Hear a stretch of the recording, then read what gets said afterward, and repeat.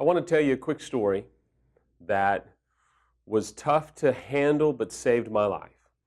I was meeting with my mentor and his wife.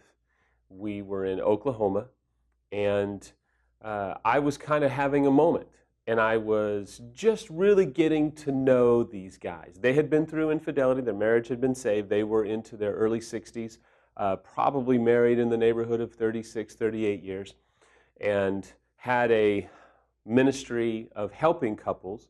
And so we sat down for lunch.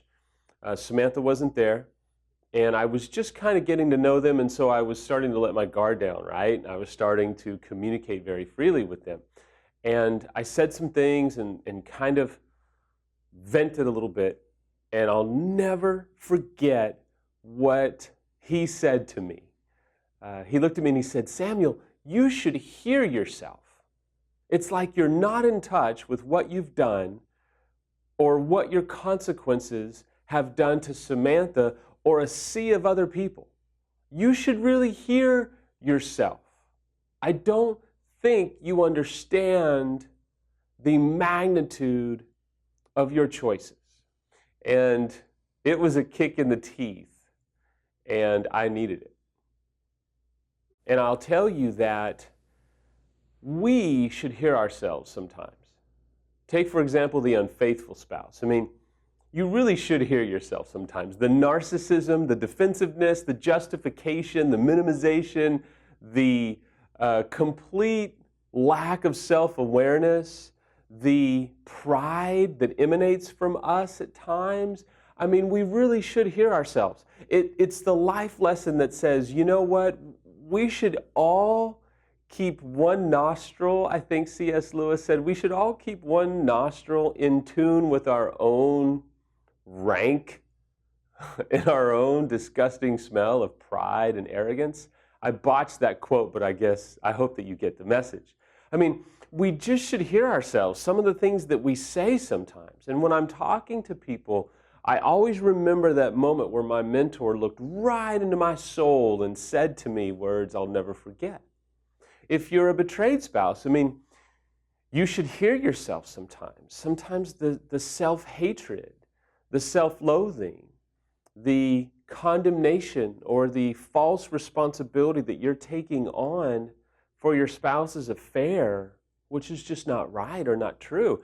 The codependency that you sometimes speak out of when you're going to be okay with or without your spouse. I mean, you should hear yourself sometimes, betrayed spouse, because oftentimes you say things that are just not true of yourself. You didn't cause them to cheat.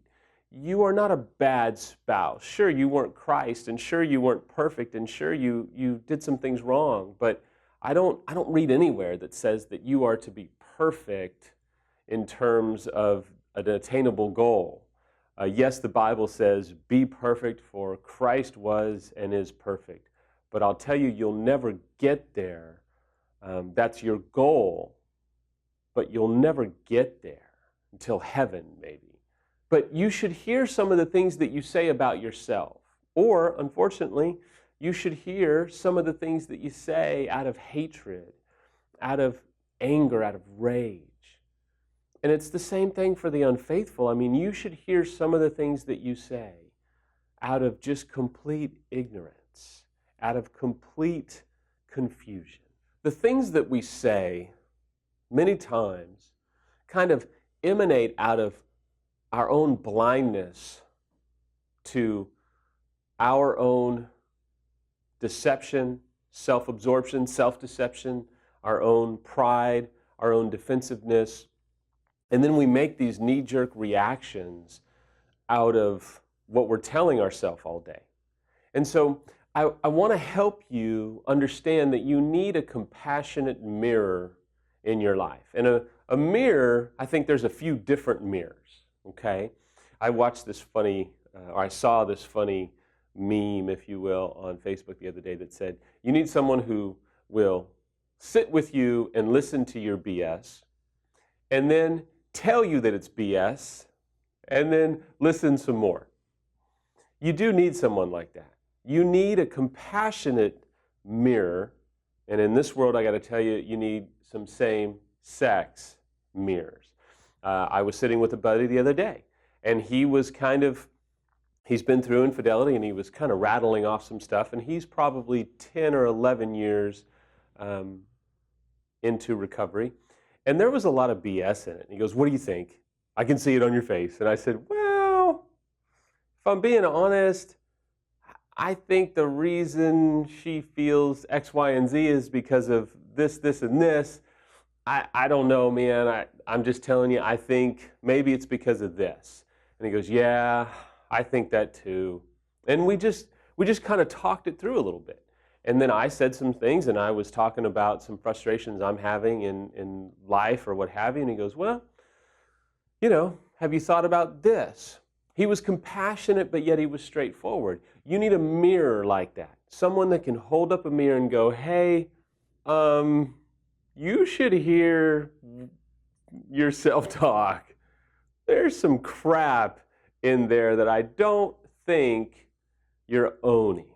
What I think is vital is to have a third party who is objective, who can listen to you and compassionately maybe call you out on what's not true.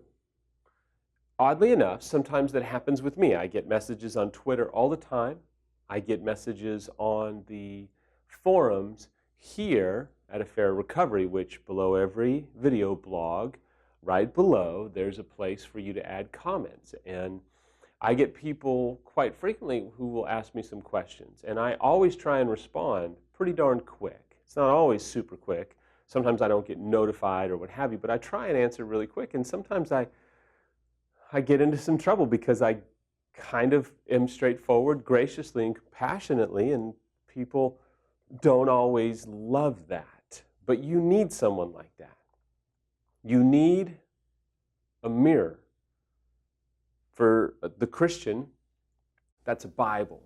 That's one of them. One of the good mirrors is a Bible that you can read that can kind of reveal yourself to yourself and confront yourself. If you're not a Christian, there's tons of books that you can read. There's different things that you can do. There's, the third party that is trusted that you can sit with and visit with to be able to say, "Now tell me what you think is BS." When's the last time you said that to a good, safe third party? When's the last time that you talked to someone that you trust to be objective and said, "Okay, tell me, is this a bunch of BS? Is this just self-absorption? Tell me. Be honest with me."